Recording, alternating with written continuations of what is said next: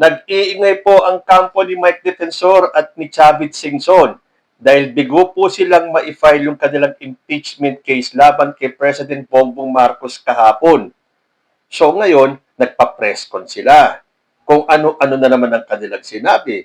Keso may balak pa yata silang dalhin sa Supreme Court. Itong pagtangging tanggapin yung kanilang impeachment complaint.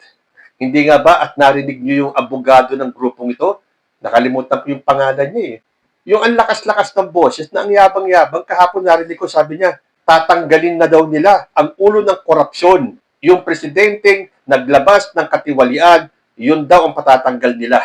Tapos itong si Chavit Singson, sabi niya, nabibilang na daw ang araw ni President Bongbong Marcos sa pwesto. Ito namang si Topacio, siguradong-sigurado na panalo na daw sila. Sabi naman itong si Cathy Binag, nung hindi tinanggap yung kanilang complaint, takot silang tanggapin ang aming impeachment complaint kasi kami ang may pinakamakapal at pinakamadaming dokumento.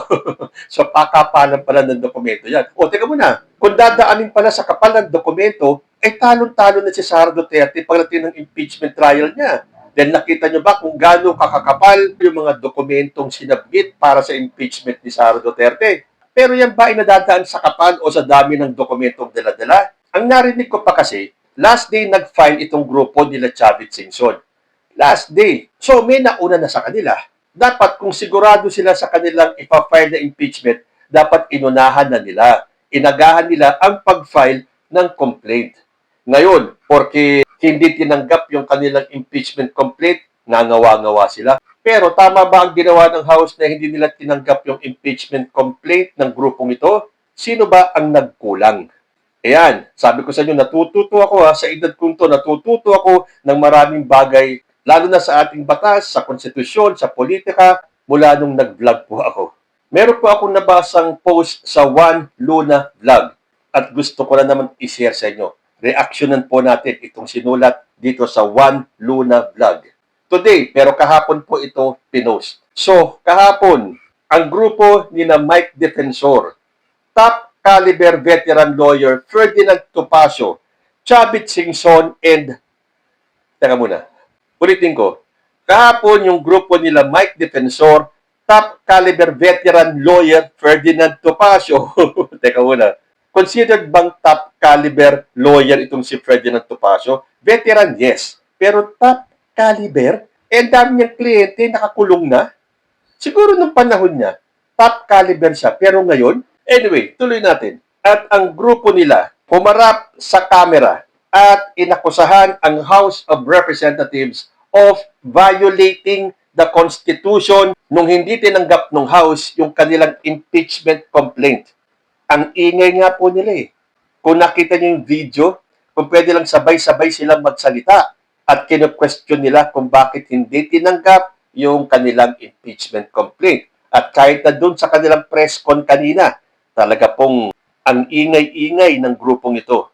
What they presented as constitutional heroism was in truth a public display of either basic legal ignorance or deliberate misrepresentation of the most elementary rule governing the impeachment process. Kasi sinasabi nga na itong grupong ito, mga top-notch daw mga bigating personalidad daw itong mga ito. Pero yung bang pinakita nilang ingay ay constitutional heroism o pinapakita lang yung kanilang pagiging ignorante sa batas. Kasi meron pong tinatawag na rule. In fact, elementary rule. At pag sinabi mong elementary, baka pati ang mga elementary students maiintindihan kung ano yung sinasaad dito. Dahil meron nga pong isang batas that is governing the impeachment process. At ang Constitution po ay hindi komplikado sa puntong ito. Napakalinaw po ng nasasaad sa Constitution. Ang sabi po rito, Article 11, Section 3.2 states, word for word, a verified complaint for impeachment may be filed by any member of the House of Representatives or by any citizen upon a resolution of endorsement by any member thereof. Malinaw, di ba? Klaro yan. Kahit na sinong citizen or mamamayan, basta may resolution of endorsement ng kahit na sinong member of the House. Tulad nung first impeachment complaint ni Attorney De Jesus, di ba inendorso yan ng isang miyembro ng House? Dahil yan po ang pinaka-gateway para sa isang impeachment. At yung gateway na yan ay may dalawang pinto. A sitting House member files or a private citizen files with a sitting House member's written endorsement. So, pwedeng isang miyembro, yung sitting House member, magfa-file ng impeachment complaint or isang private citizen ang magfa-file ng impeachment complaint basta may kasamang written endorsement ng isang House member. Pag walang endorsement, walang filing. Kapag walang filing, walang constitutional duty ang House para tanggapin ang kahit na ano. Dahil napakalinaw po na nakalagay sa batas. Kung alin ka dun sa dalawa, sitting member ka of the House o private citizen ka, basta mayroong endorsement ng kahit na isang miyembro ng House. Dito na-expose yung kakulangan ng grupo ni Defensor, Topacio at ni Singson. Yung para ba siguro nakalimutan nila yan or pilit nilang kinalimutan na meron palang House ruling sa pagpa-file ng impeachment. Kasi hindi sila, si Defensor, si Topacio, si Singson, hindi sila sitting members of the House. Wala silang ipinakita sa publiko kahapon ng any resolution of endorsement from a sitting member. And yet, pinagpilitan nila na yung complaint nila was constitutionally valid at yung pag-reject at hindi pagtanggap dito was unconstitutional. That claim is flatly false. Dahil kung walang endorsement, yung papeles na dala-dala nila were not an impeachment complaint sa ilalim ng Constitution kasi nga walang nag-endorso. So, hindi mo pa pwedeng sabihin impeachment complaint yun. Yun ay papeles lamang.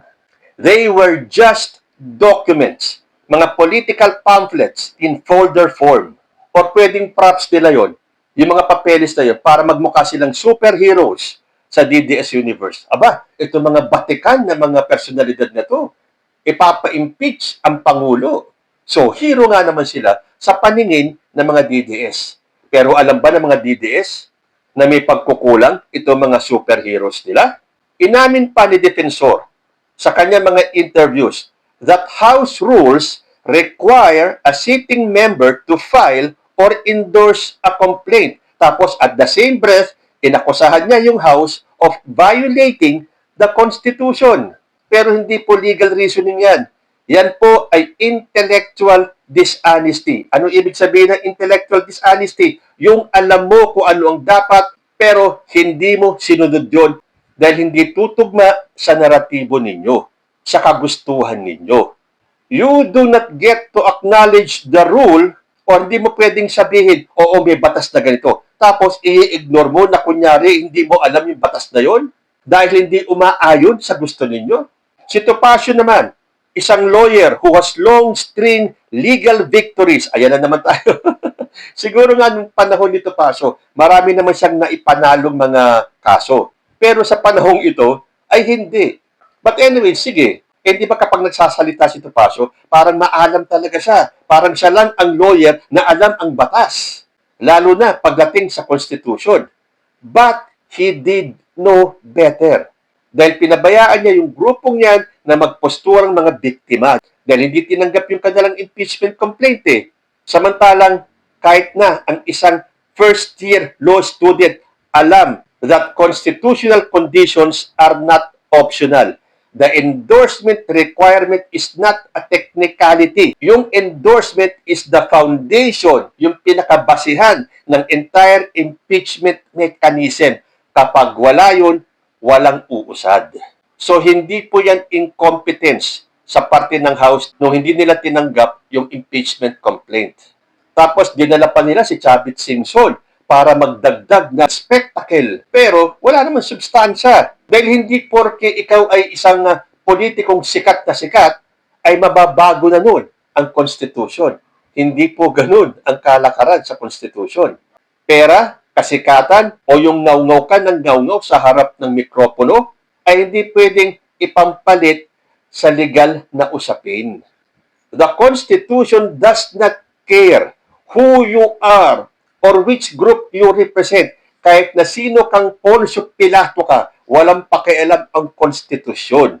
Dahil para sa kanila, you have to meet the requirements. At napakasimple ng requirement. Dapat may mag-e-endorsong isang miyembro ng House na walang pinakita ang grupo ni Mike Defensor. Dahil ang sinasabi lang ng House ay kung ano ang sinasabi ng konstitusyon. Dahil ang sabi po sa batas, a verified complaint shall be filed with the Office of the Secretary General and referred to the Speaker. Eh yung pagpunta nila sa Office of the Secretary General kahapon, wala naman silang dalang verified complaint. So yung ginawa nila kahapon was an exercise in futility. Hindi mo pwedeng laktawan yung konstitusyon tapos aakusahan mo yung Kongreso ng treason dahil hindi sila nakiayon sa gusto ninyong mangyari. So, yung pagtawag nun ng constitutional violation ay yun ay isang kahunghangan because the Constitution was not violated. It was enforced.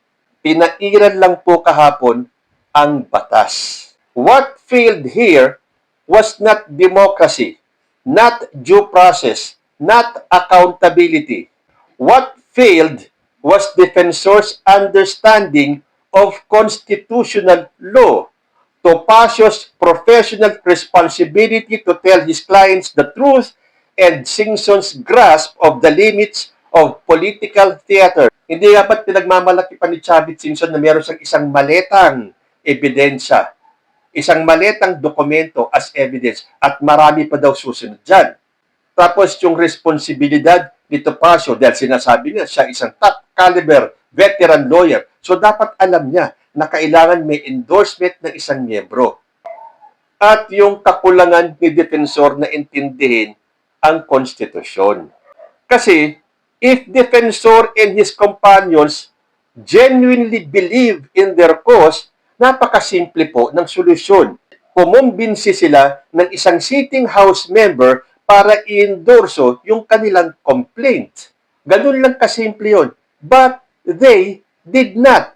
Instead, mas pinili pa nilang mag-ingay, magnangak-ngak sa harap ng kamera at akusahan ang house ng incompetence. This was not a brave stand against tyranny. Dahil pinalilitaw nila sa mga supporters nila na sila ay naninindigan sa katarungan na mali ang ginawa ng House nang hindi nila tinanggap yung kanilang impeachment complaint. Pero pinaliwanag ba nila sa kanilang mga supporters na meron silang kakulangan?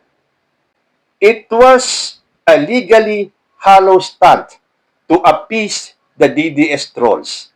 The supreme law of the land was clear.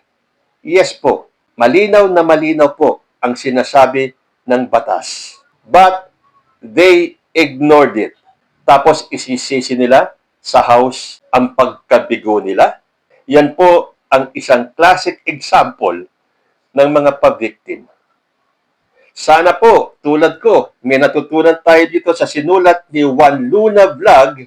Although, baka naman meron na ipapakita sila Mike Defensor ng verified complaint or pag-endorso ng isang miyembro ng House, mababaliwala po itong sinulat at binasa ko galing kay Juan Luna Vlog. Kayo po, ano sa tingin niyo? Sinadyabang baliwalain ng grupo ni Mike Defensor ang batas or simply tulad ng nakagawian nila, dinadaan nila lahat sa ingay? Kayo po, ano ang masasabi ninyo? Comment lang po down below and I will see you in my next video. Diyos ti Agmina.